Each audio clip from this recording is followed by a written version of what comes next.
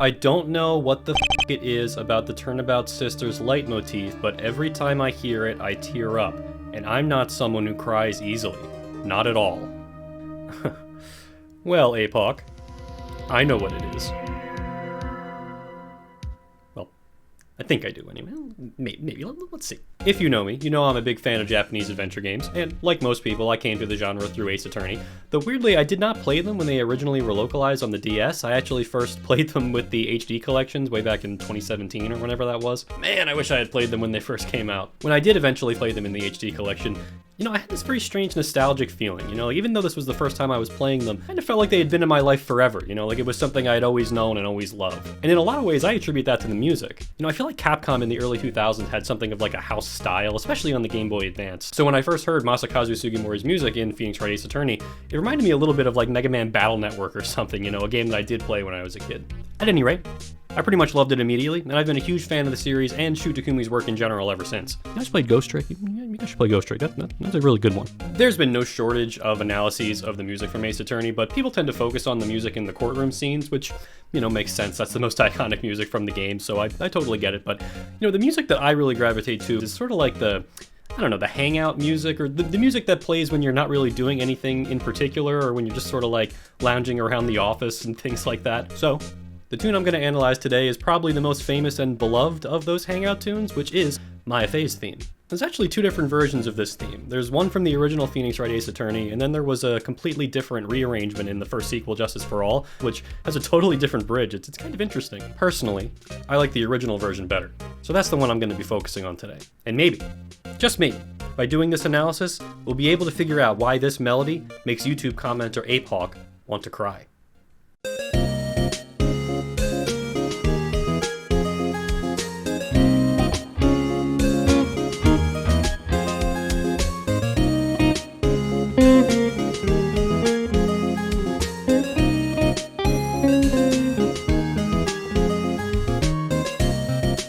Well, first things first, this tune is in the key of...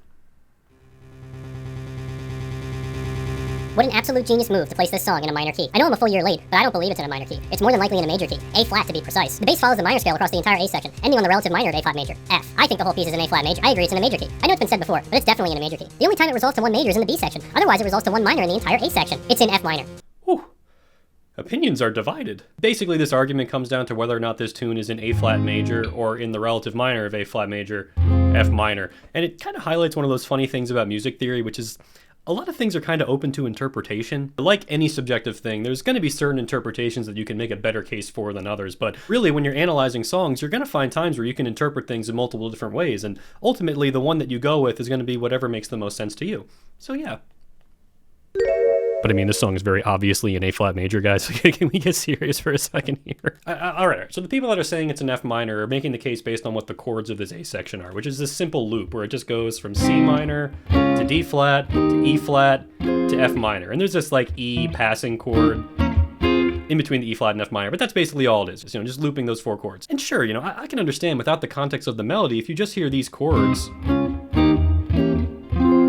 with that very obvious cadence on F minor, then yeah, okay, sure, the song's in F minor. But I mean, listen to this melody. Like,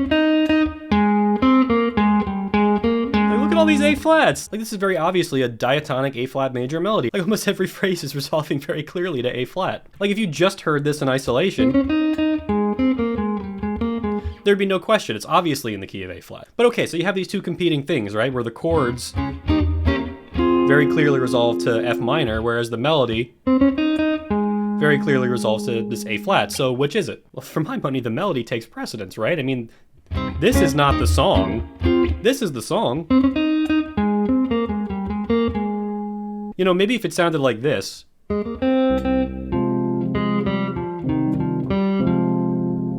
then yeah, sure, maybe we're in F minor. But okay, if I'm saying this is an A flat major, why doesn't the chord accompaniment ever land on A flat major? Why are we just getting this, deceptive cadence to F minor? Well, the short answer is that it just sounds more interesting. The thing about super diatonic melodies that resolve to the root note of the tonic chord very often is that they can kind of sound boring if you just harmonize them in the most obvious way possible. If you take this melody and you harmonize it in the most obvious possible way, and, resolve back to the one chord in the spots where it sounds like it should, this is what it sounds like.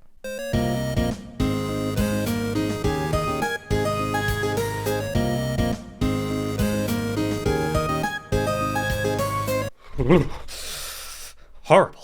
I mean, it's not that bad, but I mean, there's no contest, right? I mean, obviously this sounds way better. Woo.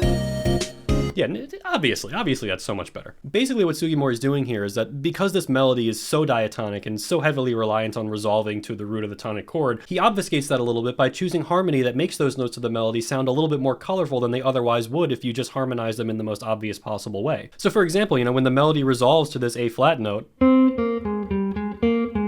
we're on an F minor chord, which recontextualizes that A flat not as the root of the tonic chord, but as the third of F minor, which is a much more colorful and interesting sound, and a more emotional one. Really, it's the contrast between this, super peppy and happy A flat major melody and the slightly more somber F minor deceptive cadence that creates this tune's kind of melancholy edge, that classic J-pop melancholy. Doesn't mean we're not fundamentally in the key of A flat. We're just borrowing a little bit from the relative minor to make that melody sound a little bit more interesting. At least in my opinion. Oh, it's a little bit of Sonny Rollins. St. Thomas? Anybody? Anybody? Wait a second! If you're watching this video, that means you probably like Ace Attorney. And if you like Ace Attorney, you might be interested in the video game I'm developing. It's called Detective Instinct Farewell My Beloved, and it's an adventure game about a mysterious woman who goes missing on a train. If you like games like Ace Attorney or Hotel Dusk, or just games with good stories, this might be the game for you. It's coming to both Nintendo Switch and Steam this year, and we would greatly appreciate if you added it to your wishlist on Steam. Link in the description. Thank you so much.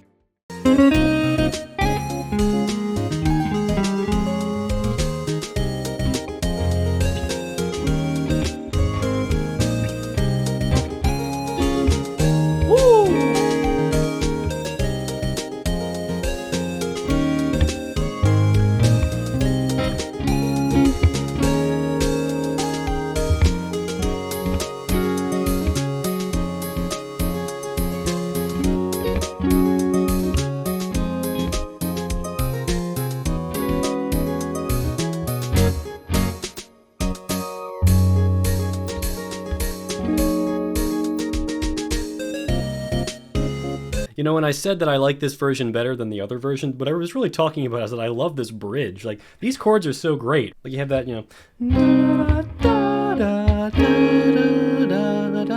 on this E flat 7 sus. Oh, that sounds so good. The G flat or F sharp. Then it ends on this sort of like E6-9 chord to G flat, or sort of G flat 6-9, which is kind of like a setup for like a flat 6, flat 7-1 resolution. But what's awesome is he holds on this G flat 6-9 chord for a really long time, right? With that kind of like. And then instead of resolving back to 1, it goes back to the 4-chord loop from the intro. So it doesn't go. It goes.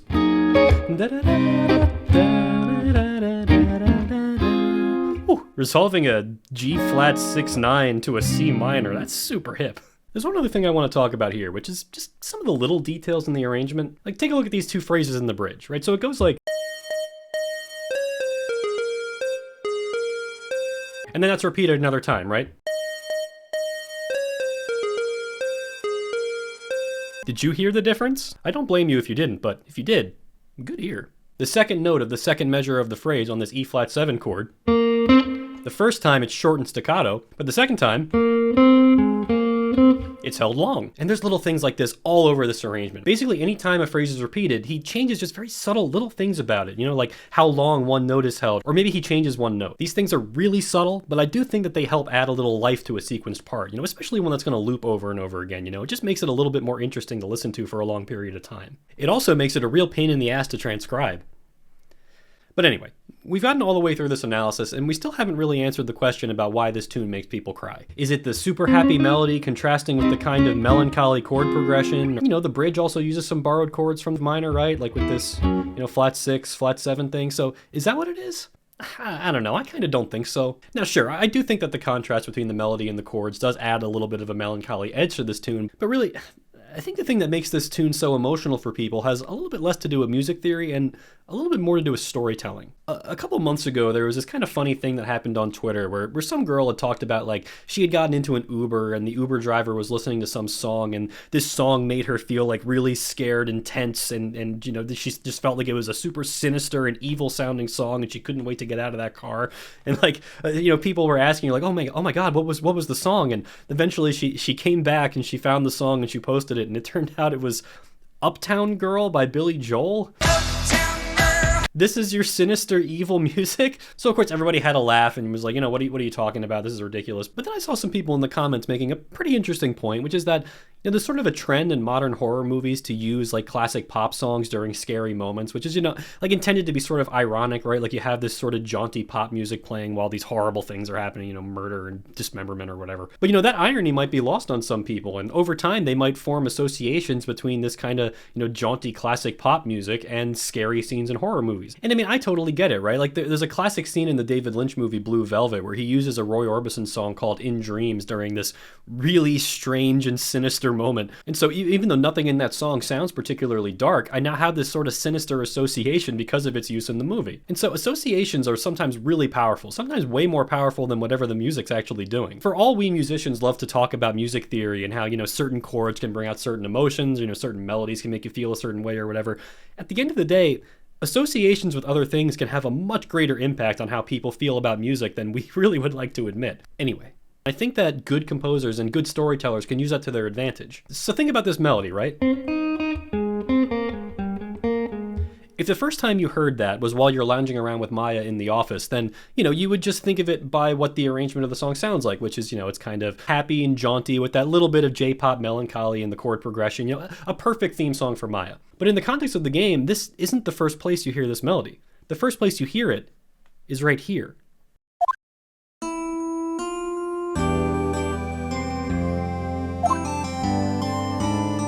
Now, I know this game came out over 20 years ago, but I'm not going to spoil what happens next. The point is, it's very sad. Whether you realize it or not, your brain is starting to form associations between when you hear this melody and the events of the story. So when you later hear it as Maya Fey's theme, you're not just hearing it for what it sounds like, it has all this baggage for what took place in the story, right? So you have all these feelings of grief and loss and nostalgia and happy memories with bittersweet memories. I mean, there's really a lot going on here. In other words, in a game, a melody is not just a melody, you know? It's telling you a story. And that's why I think it makes you cry. But you know what song in Ace Attorney makes me cry? It's the one that plays in court when you present a piece of evidence and it doesn't shut off. You know, letting you know that you were wrong! What's your favorite song from Ace Attorney? Let me know in the comments, and if you like this video, I'd love it if you'd subscribe to the channel. And if you're a fan of Ace Attorney, maybe consider wishlisting Detective Instinct on Steam. I think you might like it. The link is in the description. Alright everybody, until next time, peace. At any rate, I pretty much fell in the game.